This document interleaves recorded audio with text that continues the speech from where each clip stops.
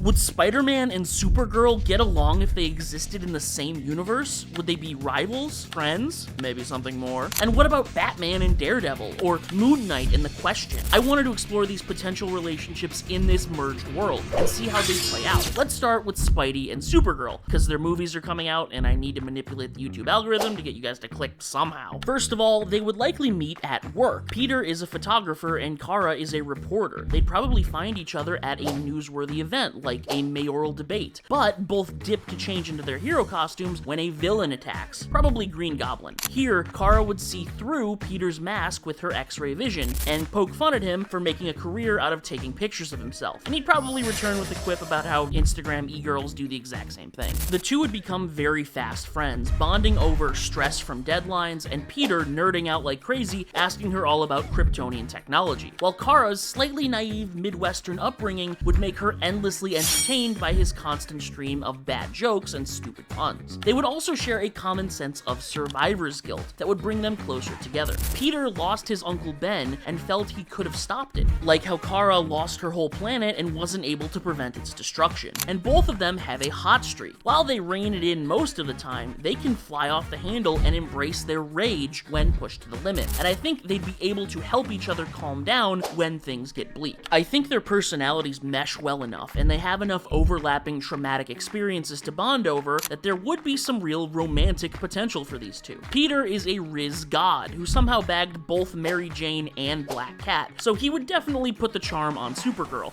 and I can see the two basically starring in their own little rom-com with plenty of superhero antics. Crypto would definitely chase Peter all around the city, while Supergirl watches from the sidelines, and I can see the Superdog definitely stopping at least one robbery by Black Cat, and Felicia would develop quite the grudge against both Kara and Crypto. But I think Peter and Kara would definitely make each other better while together, constantly reminding the other to cut themselves some slack. However, I think they'd eventually break it off. Peter has this tendency to be pretty prideful when life stresses him out. I can see him saying something deeply stupid when Aunt May is sick or he's just been fired from the Bugle, letting out his frustration over the fact that his girlfriend is infinitely more powerful and beloved by the public than he is. For you see, every time Peter has successfully used his Riz, there are 10 more times he has fumbled the bag. These two would awkwardly be exes for a while, but eventually become friends again, ultimately one another's favorite hero to team up with. Moving over to Gotham City, how would Batman react to the Punisher? I definitely think that Frank is smart enough and brutal enough to take out at least one or two of the big players in the city, maybe Black Mask or the Penguin, before Bruce is able to track him down. Their fight would be absolutely brutal, but Batman would not allow his punishing to continue. He'd bust out Ol' Reliable, circle, square, square, square, square, square, and Frank would act like his recent Marvel Presents special, flop hard into the ground. Bruce would likely hand him over to Commissioner Gordon, but I know exactly how Frank would make it out of Arkham Asylum. After he kills his fair share of inmates like a fox in the henhouse, he would be busted out when Jason Todd returns as the Red Hood. Jason and Frank are like two peas in a pod, and Jason was petty enough when he first arrived back in Gotham that he would definitely outfit Frank with the right intel and technology to continue his killing spree across the city while staying out of Batman's crosshairs. I think Punisher and Red Hood would be an unstoppable duo, violently cleaning up the streets with glee, but eventually they'd be knocked down a peg by Batman, who brought some help with him this time, Daredevil. Working together, Bruce and Matt would be able to put a stop to the two murderers, and while Jason would eventually rejoin the Bat family, I think Frank would go find a different city to stalk, maybe Bloodhaven, where he could be a recurring antagonist and or team up for Nightwing. As for Batman and Daredevil, wait! Don't forget to like and subscribe. Done? Okay, cool. As for Batman and Daredevil, God himself would manipulate causality to force these two to meet just for the sheer aura farming potential that would be lost if they never posed on a rooftop together. After they accumulate enough aura points using a fog machine against the backdrop of a full moon on top of a pair of gargoyles, I think they would actually have a really deep respect for one another. Bruce figuring out Matt's secret identity only a few days after first meeting him out on patrol, and Matt piecing together Batman's identity ability, using his senses to pin down his smell, heartbeat, and voice as the same as Bruce Wayne. Coming to an understanding, I think Bruce would gift Nelson, Murdoch, and Page with a hefty grant to help with their pro bono legal work, and in return, Matt would follow up on cases where Batman captured a villain who's trying to squirm out of the charges in court. They would make the perfect pair. But beneath the surface, there would be some animosity brewing. Bruce is distrusting by nature, and wouldn't like how much Matt seems to enjoy the violence he inflicts on others. His weird screeching about, "Let the devil out!"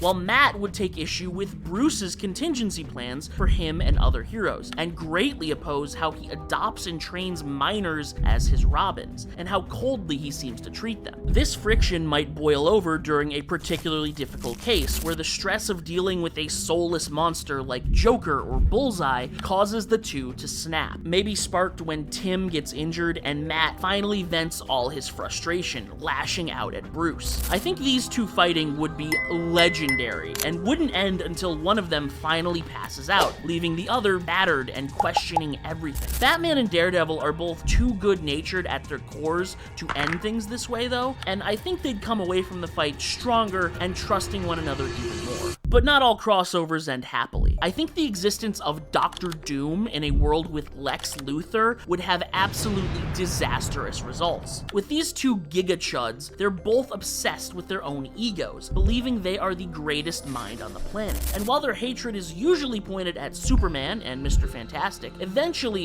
one of Lex's real estate schemes would lead him plotting for Latverian land. And from there, all bets are off. Doom would likely make the first move, aware of Lex's plans to purchase some of his country for development, and show up in Lex's home in the middle of the night, like Freddy Fazbear, opening a magic portal right into his bedroom to threaten the billionaire directly, to stay off his turf. This would light a fire under Lex, and he would retaliate in the most maximalist way possible. He would want to make Doom hurt, so he would go for the throat. Using a shell company, he would reach out to Reed Richards for help developing an environmentally safe oil drill. Reed would likely help because it's an opportunity to do good, and he wouldn't recognize Lex's fingerprints on the project. Then Lex would set up these enormous fracking machines, proudly displaying "Built by Reed Richards, funded by LexCorp," all around the entire perimeter of Latveria, so Doom would be forced to see them whenever he looked out over his country, in any direction. From there, I think the two would spiral into deeper and more petty attempts to one-up the other, never actually coming to blows. They're both too mastermindy to ever actually damage their public reputation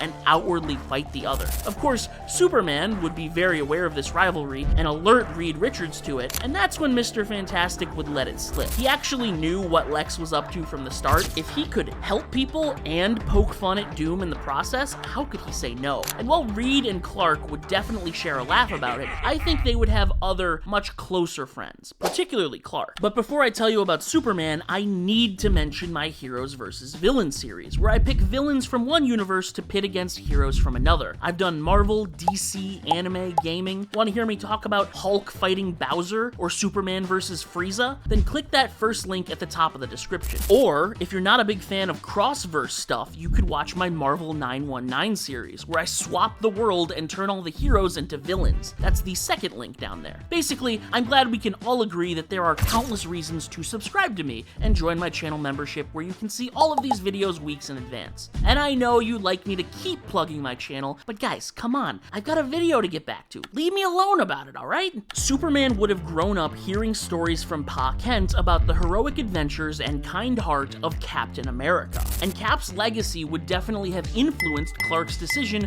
to become Superman in a red and blue costume. Once Cap is unfrozen, I can see Clark seeking him out to tell him exactly that, only for Steve to be equally impressed in return, having heard about how Superman tirelessly protects Metropolis and the entire world. These two would just click. While Cap is from Brooklyn, he is from the 1940s, and I think this would mesh really well with Clark's Kansas farm boy upbringing. I unironically think they'd go camping in going fishing together on their off time, and debate old head stuff like exactly when movies stopped being good, or how music on the radio has just gotten so explicit lately, hasn't it? As heroes, Cap would definitely appreciate the assist when taking on Hydra and AIM agents, and even lend Superman his shield and let him toss it at an asteroid ready to smash into Manhattan. But I think in particular, Cap would introduce Clark to his other good friend, Thor. Knowing how much Thor loves a good arm wrestle, he would need to get these two together. I think Superman would love to have another hero on his relative strength level,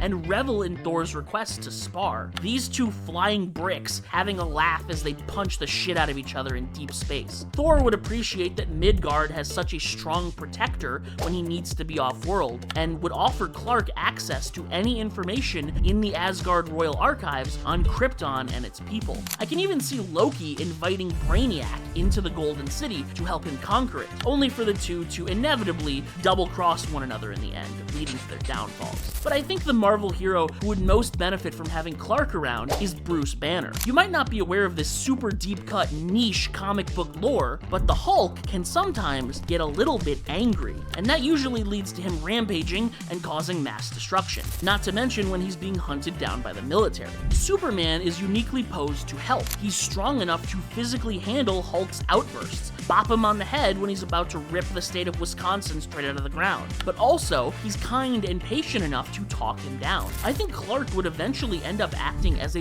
mediator between Bruce and Hulk, something they would both be extremely grateful for, so neither of them ends up being the sole owner of their body anymore. Speaking of Hulk, I think his cousin Jennifer would get along quite well with Nightwing, if you catch my drift. Something about how stupidly upbeat and personable these two are. They both flourished in their superhero identities, while their predecessors, Hulk and Batman, are chained down by it. Dick has already dated an orange girl. I think a green one would definitely be in the cards for him. While Dick is a notorious flirt, I think it would actually be Jen who makes the first move, and then the second, third, and fourth, all in quick succession. Nightwing is a hot commodity in the superhero dating market, and She-Hulk is thirsty as hell. But seriously, these two would be the ultimate power couple. I can practically see Jen tossing Dick at a group of criminals as he twirls through the air, taking each of them out with his acrobat skills before he even touches the ground. She would definitely call him Circus Boy, amongst a few other non-PG nicknames. She-Hulk's strength and lawyer skills make her the perfect addition to Nightwing's arsenal, protecting Bloodhaven, and he would teach her all about the tricks of the superhero trade non-powered heroes need to know. I don't think there's anybody else these two couldn't stop while working together, on the streets and in the courts. And you know whoever they catch is getting berated with jokes non-stop, so much they'll be praying to fight Spider-Man instead. But moving away from quips and getting a little bit more intellectual, I think there's potential for one of the greatest and most interesting friendships ever between Martian Manhunter and Silver Surfer. Both are ageless, immortal, spacefaring loners who were separated from their people long ago. They both wield immense power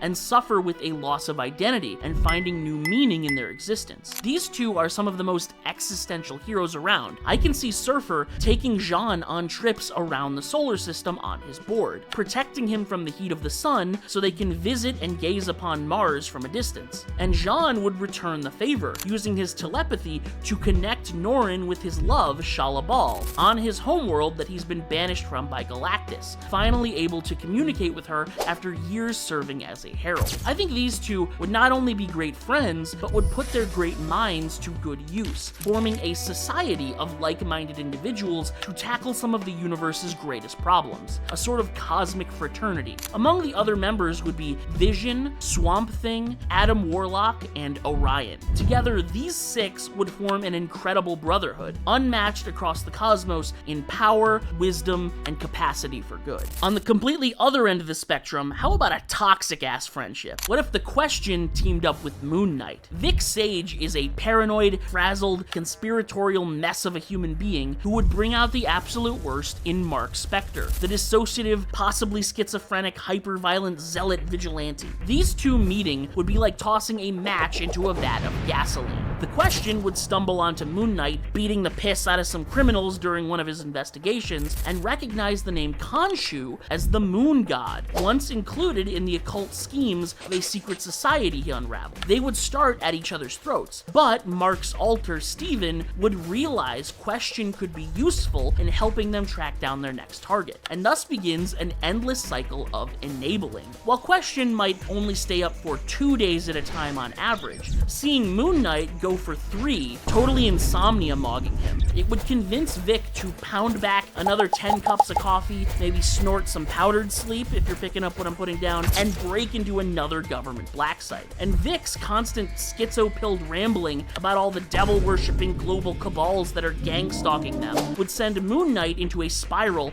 as he pours all that added stress into increasingly dangerous and self-destructive behavior, tackling fights against 10, 20, 50 criminals all at once, because vengeance needs to be dealt, and there are clearly bigger fish to fry than these tiny local gangs. I don't see this partnership going well at all. These two are both the right kind of antisocial crazy to burn each other out, if they don't die first. Back up in space, I think a must-see team-up would be the Guardians of the Galaxy and the main man himself, Lobo. Lobo is a crass, devil-may-care space bounty hunter with an ego the size of Uranus. He would definitely accept a job to take out some notorious criminal the Guardians are after. Maybe a particularly slippery Skrull or a Red Lantern, only to find the Guardians on the scene first, and immediately start throwing hands. Between Drax, Groot, and Star-Lord, they would probably be able to hold him off long enough while Rocket tears apart his space bike and turns it into a giant gun. Fortunately, he wouldn't need to fire it. One look at Gamora, and Lobo would, alter his priorities. He would decide to graciously allow them to keep this bounty, if he could stick around for a while. For there, I think Lobo would be like the most annoying parasite ever, constantly hitting on Gamora while she continuously pummels him, getting into pointless grudge matches with Drax,